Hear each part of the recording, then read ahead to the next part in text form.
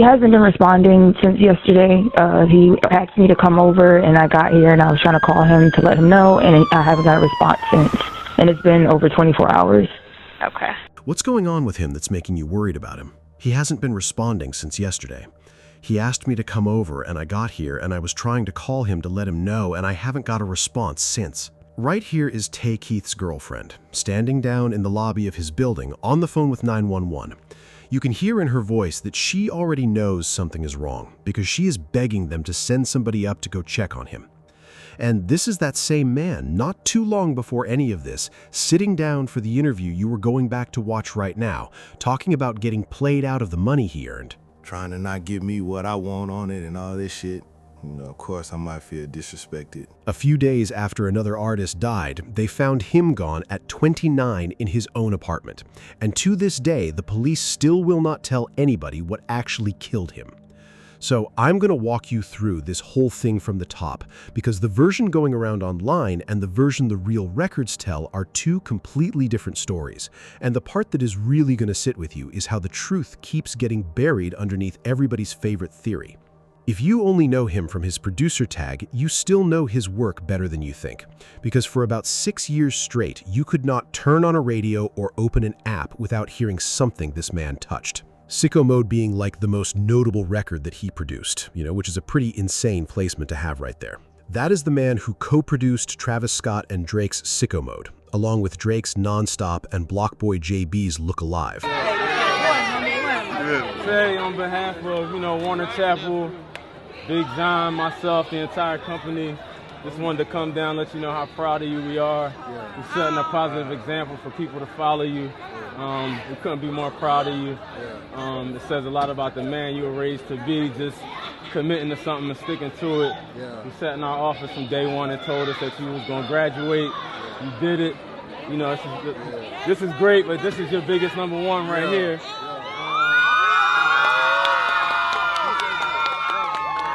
And from there, the list just keeps running through Eminem, Beyonce, Lil Baby, 21 Savage, Lil Nas X, and a whole run of hits with Sexy Red, including Pound Town.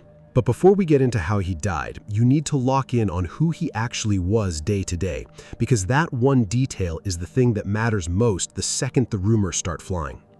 The people who knew him will tell you plain that this was not some wild man living fast out in the streets. He was super low-key guy. I don't think he was in the streets. He lived in a studio. He was a student of the game. He stayed in the studio, kept his circle tight, and handled his business quietly. And I need you to hold on to that, because later on it is going to knock down half the theories you've been hearing. The other thing he kept quiet was his health. And it is the kind of thing that never makes the blogs, but matters a whole lot when a young man dies with no warning. Because the people closest to him knew he was dealing with breathing problems and high blood pressure. I was born, my daddy was in and out of prison. I think by the time I got 7, 8, he just wanted to focus on being his children's life. He was a locksmith, change locks all the time, and people get locked at their cars. It's a hustle. Just remember getting picked up on the weekends and be out to 9 to 10 o'clock with him doing his lockup calls. So just watching him work was... Yeah, watching him work, going to sleep in the car, waking up, we still there. Mama did her. She was a secretary too at the school for a couple of years, but she did on the side, but her main hustle was doing her. So I always seen my parents make their own money. They always their own boss. So kind of entrepreneurs in their own. And they both had trades. They didn't go to college, but they had trades. Was there anyone around you that was in sort of more creative fields?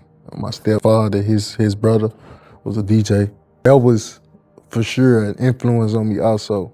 He was DJing all the time. I got to start watching him go home, download DJ software on the computers, playing with that.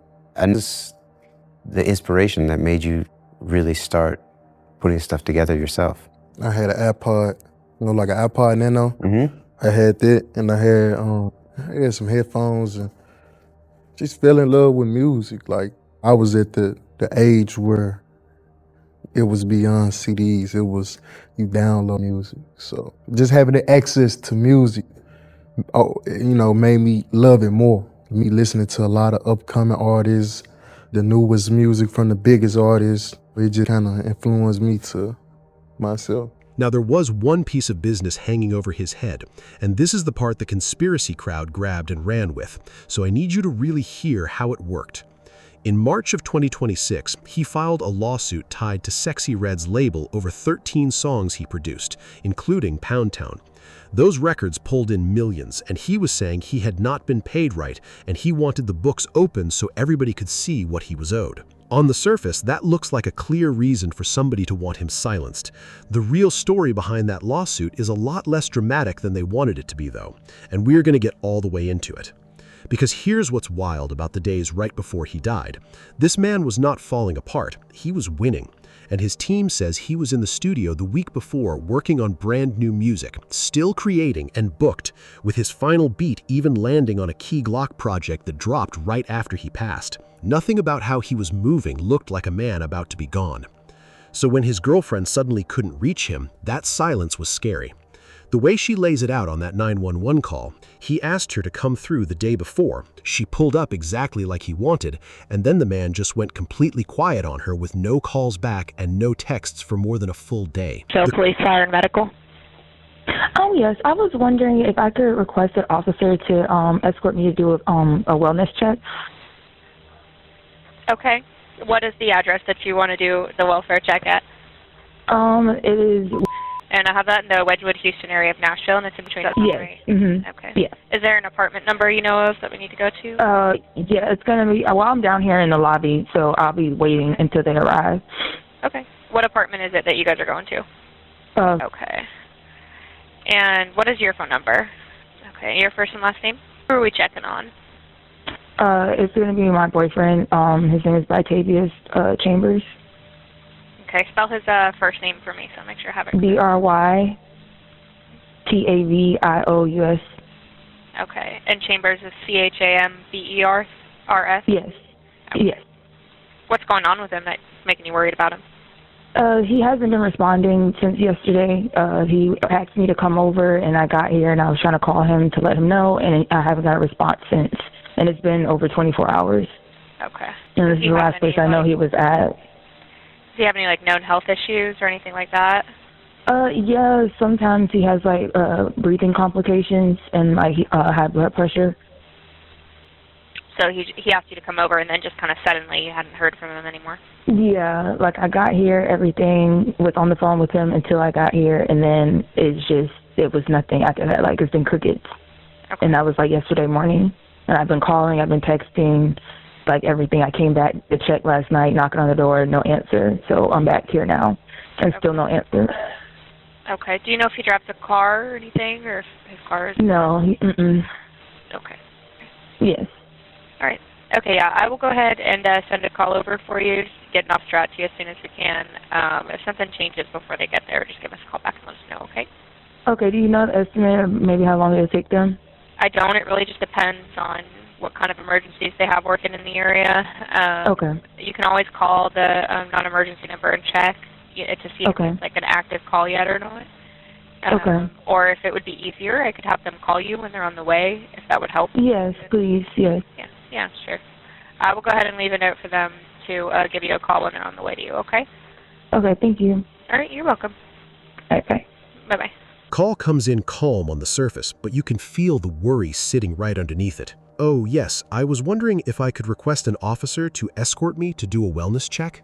She gives them the address, lets them know she's already waiting down in the lobby, and then the dispatcher asks whether the man had any health problems. Does he have any known health issues or anything like that? Yeah, sometimes he has breathing complications and high blood pressure. The officers from the Metro Nashville Police Department pulled up, went up to the apartment on Martin Street over in the Wedgwood, Houston area, made their way inside and found Brytavious Chambers, the man the whole world knew as Tay Keith, unresponsive and already gone. That same afternoon, the police put out a short statement that somehow managed to answer everything and nothing at the same time, saying that no foul play is suspected in the death of Brytavious Chambers, 29, also known as Grammy-nominated record producer Tay Keith. He was found dead in his Nashville apartment Thursday. He was only 29 years old. Investigators have not released the cause of his death. And to understand why so many people could not just accept the quiet, sad version, you have to understand who they were actually losing, because this was not some random beat maker. This was a kid who came up from almost nothing and built a sound that the whole genre turned around and copied. He started messing with beats around 14, and the come-up was as raw as it gets. I'm saying then I bought a laptop from a pawn shop, whatever it was, a pawn shop called Easy Pawn. I don't know, forget, $40. Well, I bought a laptop, $40. And out of that one little machine, he built one of the most copied sounds in modern rap, uploading his beats to YouTube and DatPiff and teaching himself the whole craft as he went. And South Memphis was not exactly a soft place to chase a dream out of either, which he showed you himself when he told the story about the night the spot he was staying in got shot up. Do you see yourself in like 5 years? 5 years? I mean, you know, when I leave Nashville, I'm probably move to Atlanta, you know what I'm saying? So whatever that takes me, you know, it's a way bigger market. It's a lot more shit to do out there. Yeah, but working with so many Memphis people, would you feel like Atlanta would take away from some of that culture? No, not necessarily, you know what I'm saying? I feel like, in a way, yeah, but in a way not. Because Atlanta hip hop and like Memphis hip hop is like way different. Way different, yeah. Because I feel like, I'm from up north, so when I came out here, it was all Southern, Memphis, Louisiana, Alabama, all hip hop out here. Right. Like very rarely do I hear like ASAP or Jay-Z. Yeah. I heard Nas like twice since I've been out here. You know, something I learned about like the culture of music and hip hop is that shit changed. It's always changed. Yeah. You know what I'm saying? There's always a new wave. I feel like Memphis is the new wave. They got that 3-6, you know what I'm saying? That old drummer. The bullets had went through the house, right? But one of them went through the doodle of my brother Doe, and my keyboard was in the closet, and the bullet went straight through the keyboard. 2012, 2013, some shit around there, and it was just kind of like a sign for me, you know? He carried real pain on top of that too, because his mother battled cancer for years before she passed in 2021, and you can hear how heavy that sat on him every time he spoke on her, which is why he poured so much energy into cancer causes and mental health work in her name. Even with the world opening up all the way for him, he still refused the shortcut, because in the same stretch where he was making #1 records, he was also finishing school and becoming the first person in his family to graduate college.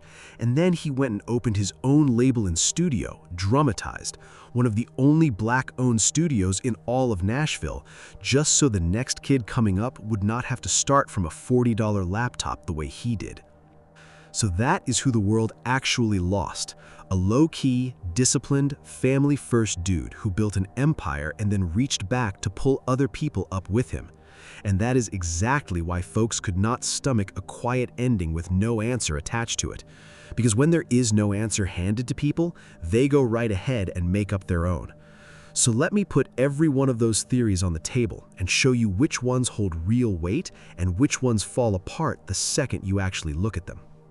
Now, there's a doctor here that was one of my teachers at the time. She taught biology, named Dr. Moore. I'm not gonna say her first name, but this is my last semester in college.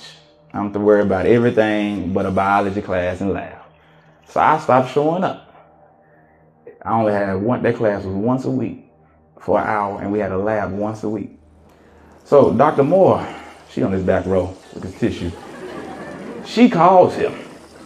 And she called him, and I knew she had to call him because he started texting me off Snapchat, Instagram, Twitter. He calling me, and I have a bad feeling about him calling me. So I'm just ignoring him, but he's sending me passages on every social media platform. So again, like I told you, I don't have the sweet stories to tell you. You know, he called me, and I got the Tay Keith bleep, bleep, bleep version of him on that day, on that phone call. And, you know, I had to go to class and look at her, knowing somebody went off on me because you snitching on me. And I didn't, you know, I ain't rock with that for a little minute, but he was big on school. The loudest theory by a mile was drugs, an overdose, and it was sitting in the comments within hours of the news breaking. But I don't think he was murdered or any crazy violence with him. We can only assume it was, you know, what a lot of other legends passed away with, man. Drugs, overdosage. Some people pushed it even further and got specific, bringing up whippets and that galaxy gas stuff, those little inhalant cans that had been quietly hurting a lot of people lately. And I hope if that was galaxy gas related, you never know. No, but that's what's been circulating. Now, I am going to keep it 100 with you, because the police did not report any kind of drug setup at that scene that pointed to foul play, and nobody official has confirmed an overdose at all. Could the toxicology come back and show something was in his system? It is possible, and some of these cases do end up landing right there. But sitting here today and calling it an overdose is a guess dressed up as a fact. And really, it is just people filling that silence with the first story that comes to mind. The second theory was suicide, and it almost always came bolted on to that lawsuit, the idea being that the money stress finally broke him and he died right before he ever got his bag. And some folks even latched onto the royalty drama like it was proof of something. I've seen some people that was talking how his business was like he was fighting for his royalties, and like, that sucks. But go back to what we already know, because that lawsuit was nearly settled and it was friendly. He was in the studio just days before, and there is no note, no warning, and nothing his people have ever pointed to. Give me that Tay Keith, producer. You know what, let me go back. Super producer. I don't even want to play with his name. Super producer Tay Keith passed away in Memphis today. This guy is responsible for breaking, for the sound. I don't even want to say, I want to say the sound. Like, this guy, he brought a whole new sound to the game. He's responsible for Sexy Red. He's done a lot for Drake. Man, I'll be here all day naming artists that he has worked with. But on top of all that, his girlfriend was the one who went out of her way to call for help because she was scared for him, which is the complete opposite of how that theory wants to paint the situation. So the facts we actually have just do not back it up. The third theory was murder over the money, that classic he knew too much and got silenced right before the payout. And I get why it pulls people in, because the timing honestly sounds like a movie. The problem is that the police specifically said there was no forced entry, struggle, or foul play, and the people on the other side of that lawsuit weren't trying to bury him at all. They were actually cooperating and trying to pay his estate faster after he died.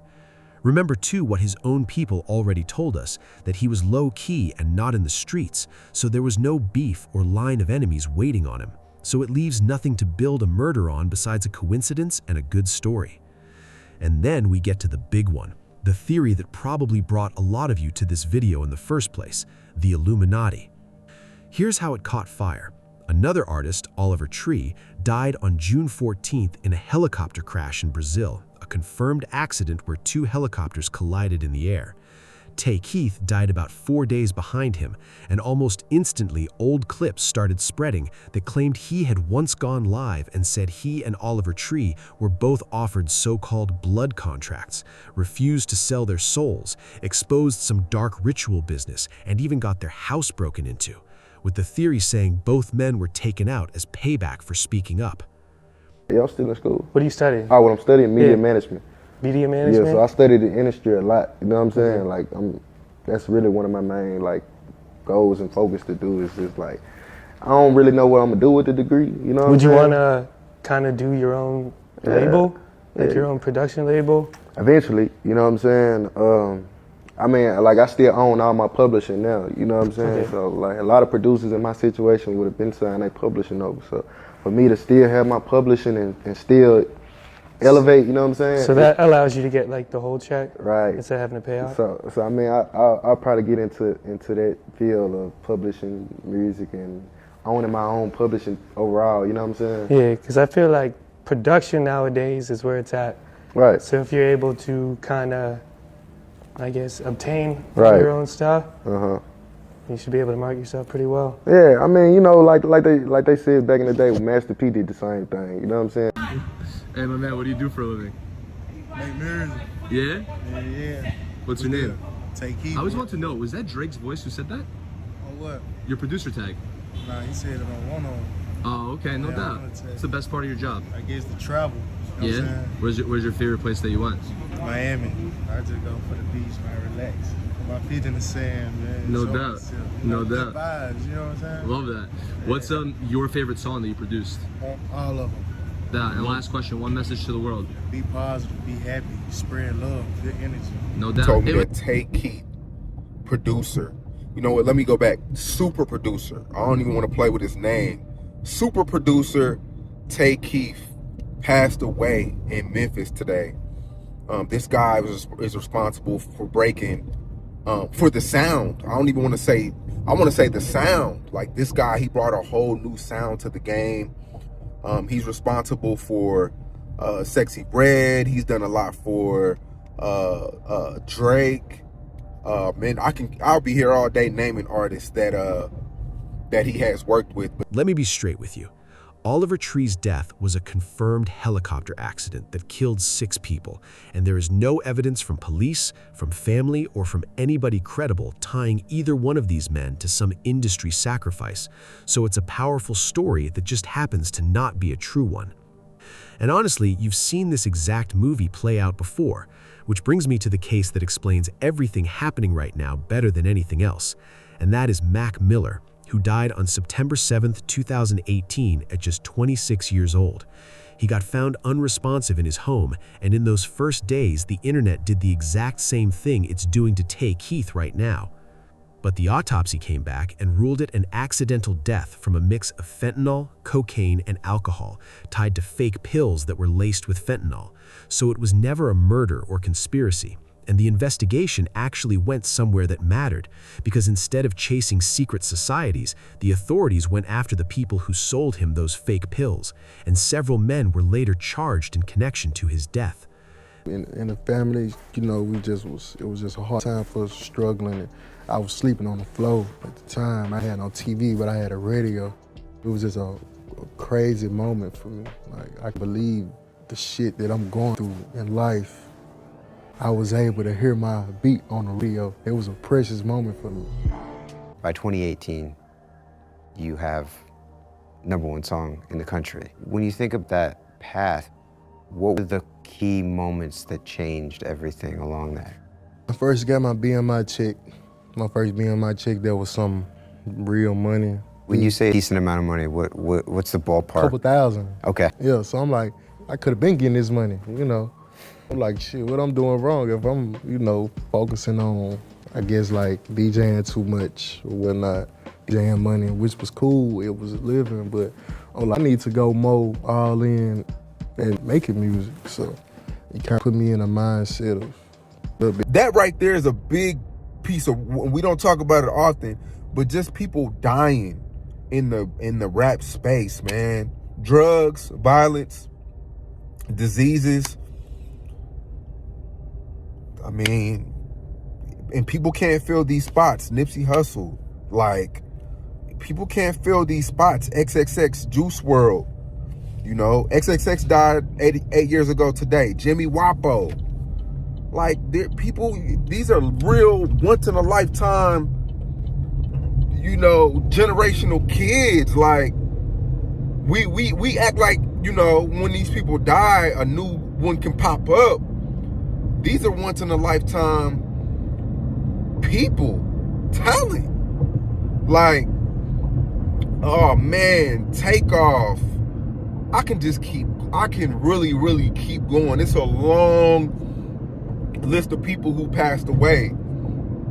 Oh man, I could really keep going. You name the city, and it's about 10, 15. Dolph. It's a lot of people who passed away in this rap space, man, and it's not talked about enough. You know, I mean, but producer going too soon. That's the pattern that shows up over and over, where the quiet, careful evidence ends up telling a sadder and far more human story than the loud theories ever could. And it almost always points at medicine, addiction, and pressure instead of some secret group hiding in the shadows. And that's most likely right where Tay Keith's case is headed too, a young man with breathing problems and high blood pressure, carrying years of stress, found alone after the people who loved him couldn't reach him for a full day. The autopsy is going to tell us the truth eventually, and we owe it to him to wait on it instead of writing his ending for him while the body is barely cold. because while the comments were busy turning him into a mystery, the people who really knew him were just trying to honor him. And Sexy Red called him her brudda and posted about them being the best duo, while his family, speaking through his label, asked for something a whole lot simpler than a wild theory. Remember him as a visionary and cultural force whose work helped define the sound of a generation of music fans. At this time, Tay Keith's family is asking for privacy and continued prayers. Do you still think Tay Keith was murdered? Let me know in the comments section. And if you want to see more videos like this one, click on one of the cards on your screen to see more videos like this. See you in the next one.